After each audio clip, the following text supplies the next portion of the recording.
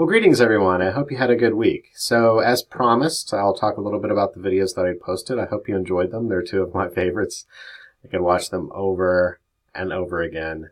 And frankly, I do because I use them a lot. But, yeah, and I'm sure that you were able to kind of follow the principles that were going on there. But as promised, I wanted to kind of review them anyway, and you can check your own understanding. Email me if, you have a question or had a different take, or you think I'm wrong in some way, please, email me and state your case. But, yeah, so with that office clip, the example of classical conditioning, you have the rebooting tone, I guess, sound, alarm, I don't know what it is, but, that's neutral, right? When we hear it, nothing happens. It doesn't really cause us to salivate or anything, but it's being paired with something that does over time, right? So in that clip, the Altoid is the unconditioned stimulus that elicits an unconditioned response.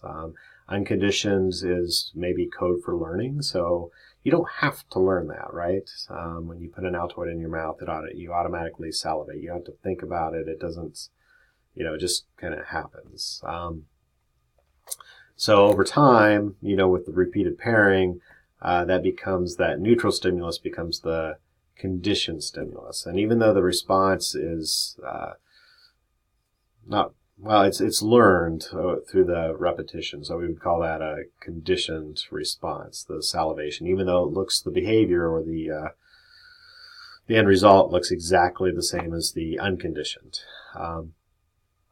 So I hope that's clear. I'm not sure I did a great job of explaining it, but if you do have any questions, again, drop me a line. For the other clip, the Big Bang Theory, we've got classical conditioning going on there. And I think I asked you to describe the behavior that's going on, and quite frankly, it's a little difficult to do that, I think, in general. I think in classroom context specifically, there might be, or other contexts, there might just be a student that just irritates us and we don't exactly know why. But in classical or operant conditioning, it's really important to identify that specific behavior. So in that particular clip, there's actually not really one specific behavior. Penny's doing a variety of things. But in each case, whether it's going out into the hallway to talk, or whether it's, changing places on the couch, etc., Sheldon is offering positive reinforcement, right? With the chocolate in order to shape that behavior. Now there's a couple other things going on in the video too. So you could look at, Penny's boyfriend's name I'm blanking on right now. Oh. Anyway, his behavior is being positively punished, or there's presentation punishment going on there, right? So with the questioning of Sheldon is an undesired behavior according to Sheldon, and it is he's presenting an aversive stimulus. So one thing I think moving forward into week 3 already, is I think it's really interesting to note. So when, Penny's out in the hallway, Sheldon and, whose name I can't remember, are having a conversation about Penny's voice and a more pleasing register, right? So, when she comes in, she talks about her, friend being freaky, and, Sheldon then models that behavior. He's like, freaky? Yes. And then she responds, freaky. So anyways, point being is that, there's learning going on there before the chocolate's presented. And so I think it's important to kind of keep that in mind as we go into this next week in social cognitive theory, because we will be exposed to a different framework to view learning. And I think this week I'd like for you to, really focus in on, what are we getting from social cognitive theory that we didn't get from behaviorist views of learning, to kind of think about that. And I think, as always, every time we hit a different theory, I think it might be useful to go back to that Alexander et al. Article that we had week 2 and, go over those principles and see, what kind of get a feel for the strengths and weaknesses of each theory. So I think social cognitive theory has a few strengths that behaviorist principles or theories of learning maybe lack. But conversely, Maybe they don't explain social cognitive theory. Maybe it doesn't explain other things as well, but that's for you to decide. And there are probably still other types of learning that neither theory doesn't offer an adequate explanation. Hence, we'll explore different theories later on as well, right? If one theory did provide an adequate explanation, we would, that would be it. We wouldn't have different theories to help us understand learning. A couple other notes here. A couple house cleaning things. So I love that a couple of you have responded to all 3 discussion posts, and that is awesome. And I would encourage you guys to do that, the folks that have done it and everybody else as well. Having said that, I just want to make sure that it's clear that's not required. It's only required that you respond to 2 of those. I hate to even say this because I hate to kind of, be a wet blanket on enthusiasm if that is what I'm doing. But I also want to be, I want to be respectful of your time. And, if you were doing 3 because you felt that was the requirement, I don't want you to do 3 for that reason.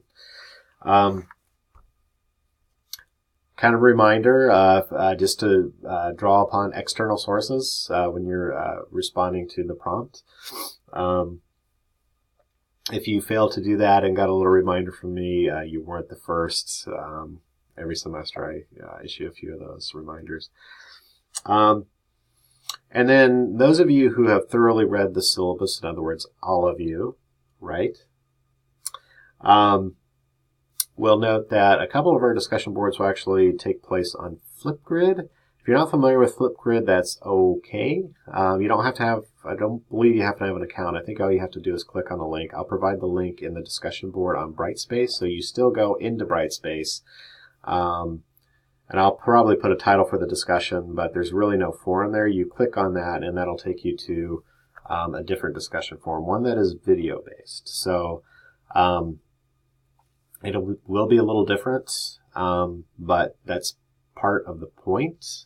You'll need to prepare probably a little differently than you would for the written posts, and it's also an attempt on my part to make this online learning environment a little bit more personal, so we'll actually get to see our classmates. So you do need to have like some sort of webcam. I think most laptops obviously have them. I've had students in the past do their Flipgrid responses in the car, not while they're driving, but while other people are driving, which was it induced a little bit of motion sickness, but was also quite entertaining. So not that I'm trying to encourage that, but just to let you know that it doesn't have to be formal.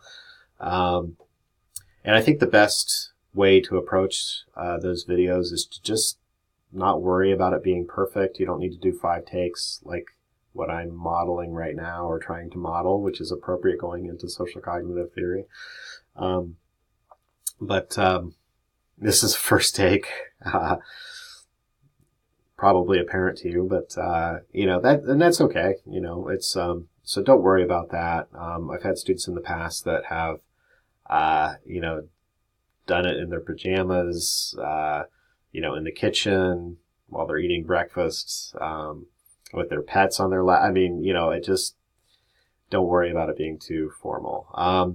Now, the bringing in the external source, clearly you're not going to be able to list a reference.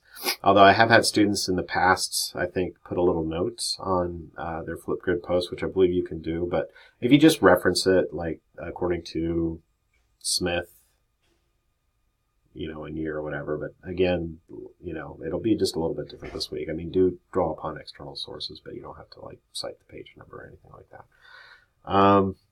I think that's all I have for now. And this is, oh my gosh, a 9-minute video. I'm so sorry for that. I tried to keep them to about 5, but there was a lot to say this week. So, have a good week. And as always, drop me a line if you have any questions.